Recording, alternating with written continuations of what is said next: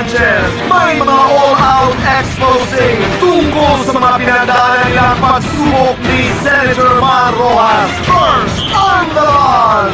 Sana kung masaya ang kinalabasan, hindi.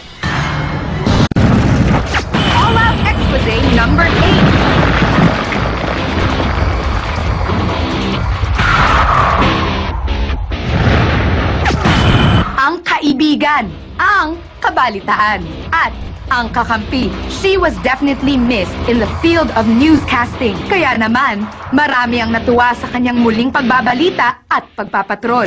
At ngayong hapon, si Miss Corina Sanchez Rojas sa kanyang kauna-unahang interview matapos ang kanyang 1 taong pamamahinga.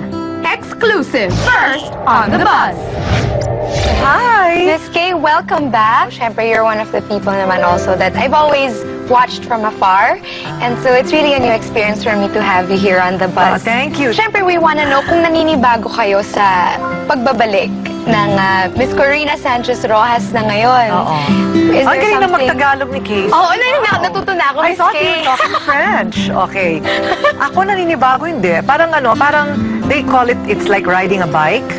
Na pag natuto ka magbisikleta, kahit matagal ka nang hindi nagbibisikleta, pag binalikan mo yung bisikleta, medyo gigewang-gewang ka sa una, pero makukuha mo rin yan after 1 minute. Siguro parang ganun sa pagbabalita. Na-miss niyo ba yung TV Patrol or yung pagbabalita that way? Oo. Well, yung style na ko sa TV Patrol dati, I tried to bring that into Bandila. Pareho lang yan eh, kasi pareho rin naman yung trabaho dyan. It's the same except for the time slot. So what I missed maybe is my relationship with my primetime Your audience. credibility as a reporter, how do you keep that intact? How do you all remain credible through the changing times? Oh. Well, that's true. Kasi yung mga programa ko nagkataon, diverse, no? Basta ang tao, ang gusto yata talaga nila yung totoo. Eh, nagpapatawa ka, malungkot ka, galit ka. Kung ikaw ay sincero, credible ka sa kanila. So we know you as a reporter, Miss Kay. Madalang kaming makarinig about Mrs. Rojas. Magkaiba po ba kayo ni Mr. Mar Rojas? In many ways. But I think these are the differences that keep us balanced because ang hirap naman yung pareho kayo, boring yata. Maganda yung yung pag sobra kong bilis, siya naman yung pumipigil sa akin ng konti. O kaya pag siya naman yung padalos-dalos, ako naman yung nagpipigil sa kanya, di ba? Oh, sabi nga po nila that yung strong and independent women, usually sila pa daw ang nagiging submissive at masunurin pagdating sa bahay, pagdating sa asawa nila. Oo. True or false? Totoo, in my case, Naniniwala totoo. kayo? Oo. Ewan ko if you will agree. Baka hindi siya pumayag. Sunurin ako. Alam mo naman yun, ako. Sa tingin niyo pa masunurin ako? Oo, masunurin ako nitong lagay na ito. Huwag ka na magreklamo. Ba't di po nasabi ko na masunurin kayo? Asawa. Alam mo, siguro hindi nahahalata ni Mark na masunurin ako kasi wala akong reklamo. Hindi niya nahahalata. Hindi niya nahahalata. Kasi oo lang ako ng oo, di ba? What was important for you that you realized sa 1 year ng relasyon ninyo as husband and wife? Well, I want my space. So ako tahimik din ako eh. As he wants his space. Gusto niyo mapag-isa lagi? Oh, kung minsan ayoko lang magsalita, ganon. Paano yan? Pagising niyo sa umaga, magkatabi kayo. Pagtulog niyo sa gabi, magkatabi pa rin kayo. O hug-hug na lang. We all know that he went through a very hard time in his life, of course, along with you. Yes. Oo. What was that like? Sa lahat ng napagdaanan ninyo during that time, wala kayong naging problema, hindi yun naka-apekto sa relasyon ninyo? Yung nangyari nung eleksyon, lalong nagpatibay ng aming pagsasama. Kasi alam mo, napakahirap nung nangyaring yun sa kanya, hindi inaasahan.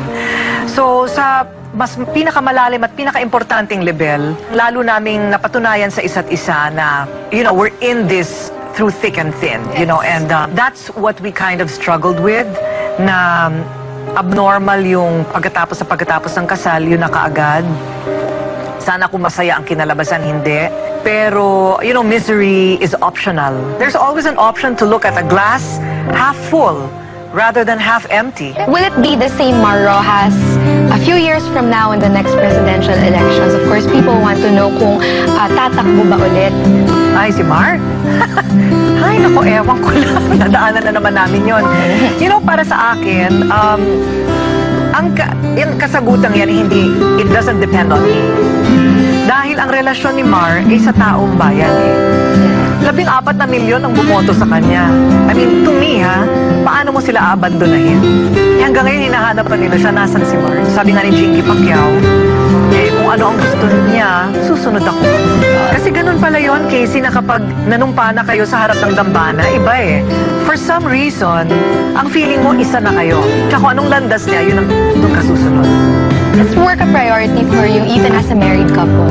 Oo. Sabi ko, sige, ikaw magsusustento sa mga kapatid ko. Sabi, ikaw bibili ng mga sing-sing. Nako. At saka ng mga bag ko. Ikaw, gusto mo yon? Sabi niya, ayaw ko. O, so, kailangan nagtatrabaho ako. Oo, paano kung magkaanak pa kayo? Ay, kaya mga nga. Little Corina and Little Mars. Ayan na nga. May plano yan? mo ba kayo? Oo Na magkaroon ng naman. mga anak? Yeah. Ewan ko kung mga ha. Sana makaswerte ako kahit isa. Only child. Pagdasal po ninyo, sana, sabi ng aking doktor, pwede pa, pero magmadali ka na please, Corina. Well, we are looking forward to seeing you on TV Patrol again after so many years. Is there anything you would like to tell ang madlang people? Oo, madlang people. Nako, manood naman kayo ng TV Patrol. Nagbalik na po ang inyong kaibigan, kabalitan at kakampi. Kasama syempre si kabayang Noli De Castro at si Ted Filon, ang aking ex-boyfriend. Sabi nga niya, naku, baka machismis kami. So, masaya ang samahan at kami po'y veterano hindi lamang sa edad, kung hindi sa kalalim ng karanasan na ihahatid po namin sa inyong uri ng serbisyo publiko. TV Patrol, gabi-gabi po yan. Yes, and thank you again for this interview. Thank you Miss so Kay. much. Meron kaming mga flowers. Sana matuwa po kayo. And thank you again for being on the bus. Yes, thank you to everybody on the bus. Thank you, Miss Kay.